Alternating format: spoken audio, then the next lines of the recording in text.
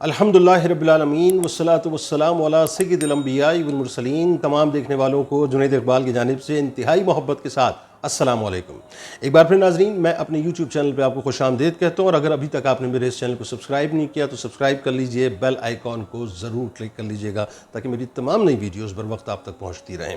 بات یہ کرنا چاہ رہا تھا کہ انسان کی زندگی میں بہت سے طوفان آیا کرتے ہیں، بہت سے زلزلے آیا کرتے ہیں، اور یہ طوفان، یہ زلزلے بنیادی طور پہ انسان کی زندگی کی جو بساط ہوتی ہے، جو زمین ہوتی ہے، اس کو ہلا کر رکھ دیتے ہیں، اس کو تہس نہس کر کے رکھ دیتے ہیں۔ بلکہ کئی مرتبہ ایسا ہوتا ہے کہ اس کے آفٹر شاکس بھی ایسے ہوتے ہیں جو غم کے بادلوں کی صورت میں ہمیشہ جو ہے اس کے اوپر سایہ کیے رہتے ہیں، یعنی وہ غم کبھی بھی اس سے جدا نہیں ہوتے۔ انہی غموں میں ایک بہت بڑا غم آپ جانتے ہیں اولاد کا ہوتا ہے، یعنی اللہ تبارک و تعالیٰ نے آپ کو اولاد کی نعمت سے نوازا، اور خدا نخواستہ آپ کی اولاد پیدا ہونے کے ساتھ ہی اس دنیا سے چلی گئی، یا یوں کہیے کہ مردہ ہی پیدا ہوئی، یا یوں کہیے کہ آپ نے اس کو پالا پوسا، اس کو جوان کیا، یا یوں کہیے کہ بچپنے میں ہی آپ سے جدا ہو گئی، یا پال پوس کے آپ نے اس کو جوان کیا اور جوانی میں چلی گئی، یعنی کسی بھی وقت آپ کی نگاہوں کے سامنے، والدین کے سامنے جو ہے، ان کی نگاہوں کے سامنے ان کی اولاد چلی جائے، تو میرا خیال ہے کہ اس دنیا میں اس سے بڑا غم کوئی ہو نہیں سکتا، کیونکہ انسان جو سب سے زیادہ اٹیچڈ ہوتا ہے اپنی قلبی کیفیات کے ساتھ، یا محبتوں کے ساتھ، الفتوں کے ساتھ، وہ اپنی اولاد کے لیے ہوتا ہے، اولاد کے ساتھ ہوا کرتا ہے، اولاد کے لیے جیتا ہے، اولاد کے لیے مرتا ہے، اولاد کے لیے سب کچھ کرتا ہے۔ اولاد کو کسی قسم کی کوئی تکلیف اگر پہنچ جائے خدا نخواستہ، یا کوئی غم اگر پہنچ جاتا ہے، تو انسان خود ملول ہو جاتا ہے، خود غمگین ہو جاتا ہے۔ بلکہ انسان کی یہاں تک کیفیت ہوتی ہے کہ یہ جو تکالیف میری اولاد پر آئی ہیں، یا جو مصیبتیں میری اولاد پر آئی ہیں، یا جن امتحانات سے میری اولاد گزر رہی ہے، یا خدا نخواستہ جن مسائل کا سامنا میری اولاد کر رہی ہے، اللہ تبارک و تعالیٰ یہ سارے امتحانات، یہ ساری تکالیف، یہ سارے مسائل مجھ پر لاد دے، میری اولاد کے لیے سکون کر دے، راحتیں کر دے، آسانیاں کر دے۔ یہی ہوتا ہے نا، یعنی ظاہر ہے والدین کی خواہش بنیادی طور پہ کیا ہوتی ہے کہ اس کی جو اولادیں ہیں وہ پرسکون زندگی گزاریں، امن والی زندگی گزاریں، اچھی زندگی گزاریں، دنیا میں بھی ترقی کریں، آخرت کی بھی تیاری کریں، ان کے اوپر کسی غم کا کوئی بادل جو ہے وہ سایہ فگن نہ ہو، بلکہ وہ ہمیشہ یوں کہیے کہ راحتوں اور سکون کے سائے کے اندر، اس کی چھایا کے اندر رہیں۔ یہ ظاہر ہے ہر والد یا ہر والدہ جو ہے وہ ایک تمنا رکھتے ہیں اپنے دل کے اندر۔ اب بات یہ ہے کہ اگر اللہ تبارک و تعالیٰ نے آپ سے آپ کی اولاد کو چھین لیا، یا آپ کی اولاد جو ہے وہ لوٹ کر اللہ کے پاس چلی گئی، اللہ تبارک و تعالیٰ نے اپنی امانت کو واپس لے لیا،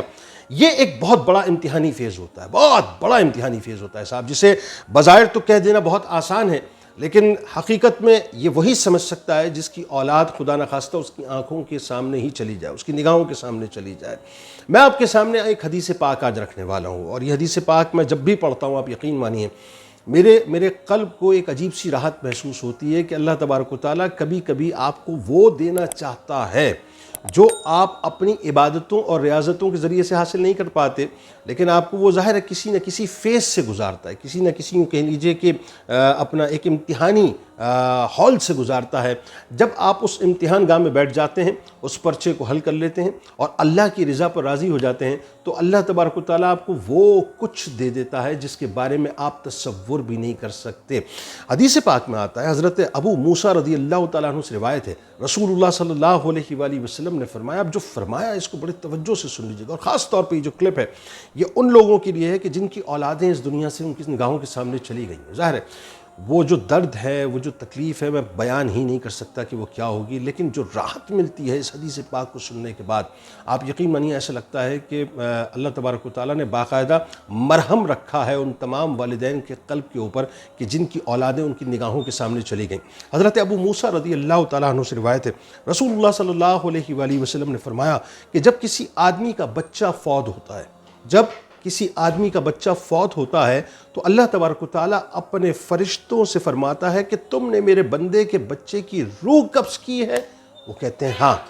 ہم نے روح قبض کی ہے۔ اللہ تبارک و تعالیٰ فرماتا ہے کہ تم نے اس کے دل کا پھل چھینا ہے؟ وہ عرض کرتے ہیں کہ ہاں، ہم نے اس کے دل کا پھل چھینا ہے۔ پھر اللہ تبارک و تعالیٰ پوچھتا ہے، اچھا جانتا وہ سب ہے، معلوم اس کو سب ہے، وہ علام الغیوب ہے، لیکن اس کے باوجود جو ہے وہ سوال جواب اپنے فرشتوں سے کرتا ہے۔ پھر وہ پوچھتا ہے کہ میرے بندے نے کیا کیا؟ وہ عرض کرتے ہیں کہ یا اللہ، اس نے تیری حمد و ثنا کی اور انا للہ و انا الیہ راجعون پڑھا۔ اب اللہ تبارک و تعالیٰ کیا فرماتا ہے، یہ توجہ سے سن لیجئے، کیونکہ یہ وہ بات ہے، وہ جملے ہیں، وہ مرہم ہے جو اللہ تبارک و تعالیٰ نے والدین کے قلب کے اوپر رکھا ہے۔ ظاہر ہے اولاد سے بڑھ کے کوئی قیمتی شے اس دنیا میں ہو نہیں سکتی۔ جس طرح اولاد کے لیے ماں باپ سے بڑھ کے کوئی قیمتی شے نہیں ہے، اسی طرح سے والدین کے لیے اولاد سے بڑھ کے کچھ قیمتی شے ہو نہیں سکتی۔ اللہ تبارک و تعالیٰ نے جو ان جملوں کی صورت میں مرہم رکھا ہے وہ یہ ہے کہ اللہ تعالیٰ فرماتا ہے کہ میرے بندے کے لیے جنت میں ایک مکان بناؤ۔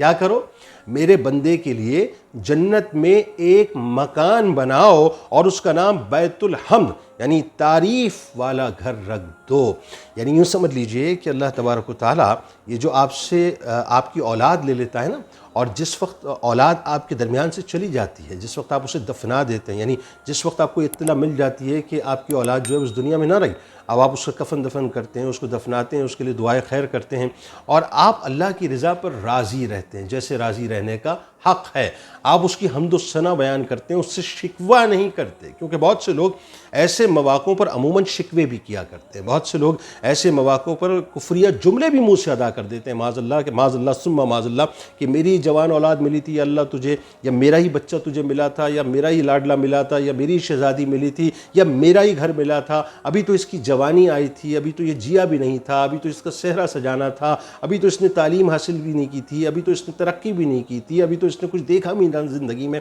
یعنی مختلف قسم کے ہم شکوے اللہ سے کیا کرتے ہیں، یہ ہمیں کفر تک لے جاتے ہیں۔ ذہن میں رکھیے گا، کسی اور دن اس موضوع پر میں بات کروں گا، لیکن جب انسٹنٹلی اللہ تبارک و تعالیٰ کی طرف سے آپ کی اولاد کو لے لیا جاتا ہے، اللہ تعالیٰ اپنی امانت کو واپس لے لیتا ہے اور وہ بندہ یعنی یوں سے سمجھیے کہ وہ بندہ پلٹ کر اللہ کی بارگاہ میں چلا جاتا ہے، وہ بچہ پلٹ کے اللہ کی بارگاہ میں چلا جاتا ہے، وہ بچی پلٹ کے اللہ کی بارگاہ میں چلی جاتی ہے، اور اس وقت اس کے والدین اللہ سے شکوہ نہیں کرتے بلکہ اللہ کا شکر ادا کرتے ہیں، اس کی حمد کرتے ہیں، اور اس وقت وہ انا للہ و انا الیہ راجعون پڑھتے ہیں، یعنی ہم اسی کی طرف سے آئے ہیں، ہمیں اسی کی طرف لوٹ کر جانا ہے۔ تو پھر اللہ تبارک و تعالیٰ فرشتوں سے تبسم فرماتا ہے۔ اچھا معلوم اس کو سب ہوتا ہے، لیکن اس کے بعد پھر وہ آرڈر جاری کرتا ہے کہ اس کے لیے ایک گھر بناؤ، جنت میں گھر بناؤ، اور وہ گھر کون سا ہوگا؟ جو گھر اللہ تبارک و تعالیٰ کی حمد والا ہوگا، یعنی تعریف والا گھر ہوگا۔ ذرا سوچئے وہ گھر کیا ہوگا؟ اللہ تبارک و تعالیٰ نے وہ گھر کتنا بڑا بنایا ہوگا، کتنا عظیم الشان بنایا ہوگا، وہ بیونڈ دی امیجنیشن ہے۔ لہٰذا کوئی بھی تکلیف آپ کی زندگی میں آئے، کوئی بھی تکلیف آپ کی زندگی میں آئے، اللہ کی رضا میں راضی رہنا سیکھیں۔ اپنی زبان سے شکوے مت نکالیے گا، یہ جو شکوے ہیں نا یہ سب کچھ برباد کر دیتے ہیں۔ لیکن جہاں آپ اللہ سے راضی ہوتے ہیں اور اللہ کی رضا میں راضی ہوتے ہیں اور اس کی تعریف کرتے ہیں اور اس کی تدبیر پہ بس یوں کہہ لیجیے اس کی تقدیر اور اس کی تدبیر کے اوپر اپنے سر کو جھکا لیتے ہیں، یعنی سر تسلیم خم کر لیتے ہیں، اللہ تبارک و تعالیٰ راضی ہوتا ہے، اور اس کی رضا ہی ہمیں چاہیے اس دنیا میں بھی اور آخرت میں۔ اللہ تعالیٰ تمام اولادوں کو محفوظ رکھے اور ہر ایک کو اس بات سے بھی محفوظ رکھے کہ خدا نخواستہ وہ کسی ایسے امتحان سے گزریں کہ جس کو وہ برداشت نہ کر پائیں۔ آمین۔ اس دعا، اس امید، اس یقین کے ساتھ اجازت دیں۔ اللہ تعالیٰ آپ کا، ہمارا، ہم سب کا حامی و ناصر ہو۔ اللہ حافظ۔